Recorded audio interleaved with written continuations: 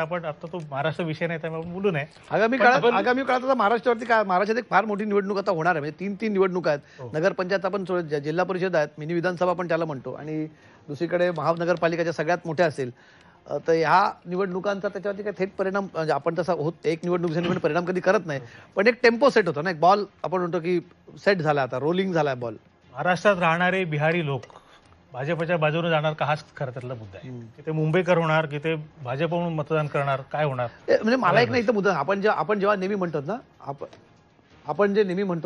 आपण जे नेहमी एक मुद्दा म्हणतो की जेव्हा निवडणुकांचा परिणाम होतो की उत्तर प्रदेशचे किंवा हिंदी भाषिक मतदार जे उत्तर प्रदेश किंवा बिहार राज्यात येणार आहेत ते फक्त उत्तर प्रदेश बिहारचे, म्हणजे ते काय फक्त भाजपचेच मतदार अशातला भाग नाही. उत्तर प्रदेशमध्ये येणारा मुस्लिम आहे, उत्तर प्रदेशात दलित मतदार आहे, तो कधी कधी बसपाचा असतो, काही लालू प्रसाद यांना मानणार असतो, तर तोही मतदार त्याच्यामध्ये असतो, तो सगळाच थेट भाजपला करेल. पण हा मुंबईत असणारा उत्तर भाषिक किंवा हिंदी भाषिक मतदार मोठ्या प्रमाणात हा भाजपच्या बाजूने जाणार आहे.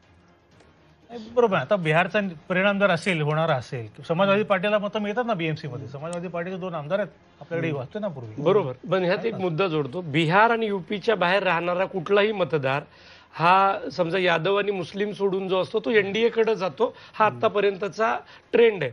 महाराष्ट्रातही जेव्हा निवडणूक होईल तेव्हा हा मतदार जर इथे असेल त्याचं मतदान, तर निश्चितच त्याचा फायदा हा एनडीएला झालेला आपण मागच्या 2017च्या बीएमसी निवडणुकीतही पाहिले, विधानसभा लोकसभांमध्येही पाहिलेला आहे. कमलेश, बघूया आता काय, म्हणजे आता आकडे तर जवळजवळ वन साईड दिसतात आपल्याला. हा पण जो तुम्ही पोल हे मांडला होता, एक्झिट पोल अभिजित, त्याच्या दिशेने जाताना दिसत आहे. त्यामुळे आणि तुम्हीच आज चर्चेला सोबत आहात, त्यामुळे फार आपण ही चर्चा अशीच पुढे चालू ठेवूयात. 200 पर्यंत जाईल का आता हीच चर्चा, म्हणजे फार याच्या पुढे वेगळी चर्चा करायची गरज नाही. आता बहुमत किती असेल, लीड कितीचं असेल हेच बघणं आता गरजेचं राहील.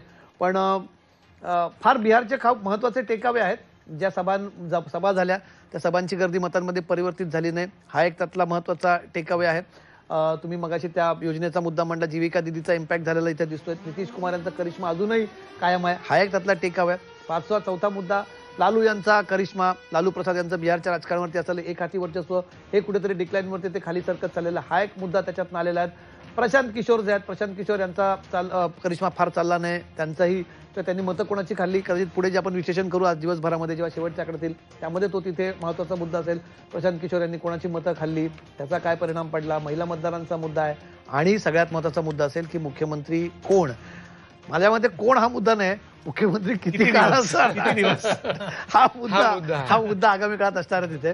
आणि मला नितीश कुमारांना म्हणजे अनेक जण त्यांना आता सल्ला देतील की नितीश कुमार जरा आता थोडं सावध राहा, बचके रहियो.